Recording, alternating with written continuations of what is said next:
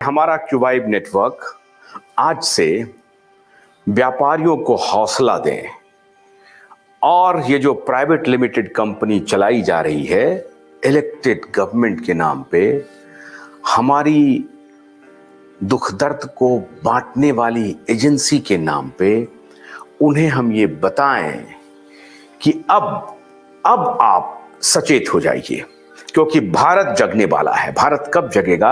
ये 80-90% का जो छोटे व्यापारी है ना, वो अब धीरे धीरे जगेंगे और अपने पुरुषार्थ को पहचानेंगे। मैं राजीव भाई दीक्षित के एक एक स्टेटमेंट को 1 बाय 1 आपके सामने पेश करूंगा।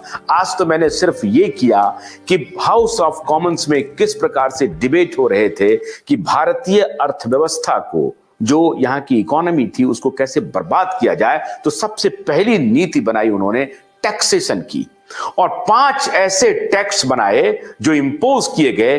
वो टैक्स आज तक क्यों चल रहे हैं?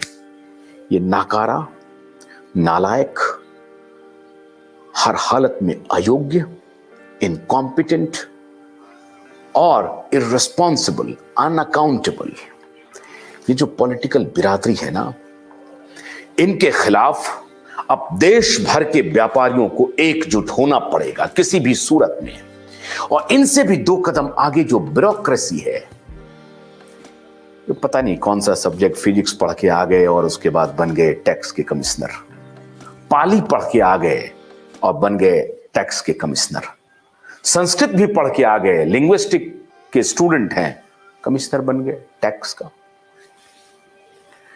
बहुत दुष्चक्र में भारत पड़ा हुआ है। मेरे दर्शक, इस बात को समझिए, इस दुष्चक्र से हमें निकलना है। ये जो पथरीली राहें हैं ना, इसको तोड़ना है हमें और सरपट सपाट ऐसी राह बनानी है जिस पर आपकी गाड़ी तेजी से दौड़े। और इसलिए प्रेम चावला जैसे लोग, मैं प्रेम चावला जी से एक और आपसे आग्रह करूंगा प्रेम जी, कि आप अपने साथ साथ देश भर के व्यापारियों का समूह बनाइए। सिर्फ ये नहीं कि आप भोपाल में और मध्य प्रदेश में काम कर रहे हैं, मैं चाहता हूं कि देश भर के व्यापारियों को इकट्ठा कीजिए और जितने आप कंपाइल कर सकते हैं एप्लीकेशन, आप मुझे दीजिए। वो एप्लीकेशन मैं वित्त मंत्रालय तक लेके जाऊंगा, ये मैं आपको वचन देता हूं, क्योंकि हमने वो काम किया 1.5-2 साल से जिसे कोई दुनिया छू नहीं रही थी और बिकी हुई मीडिया तो बिल्कुल नहीं छू रही थी।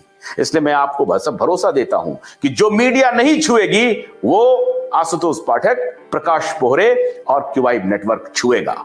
और किसी भी बड़े से बड़े मंत्रालय, बड़े से बड़े अधिकारी को चाक चौबंद करवा देंगे, उनको मैं आपको गारंटी देता हूं।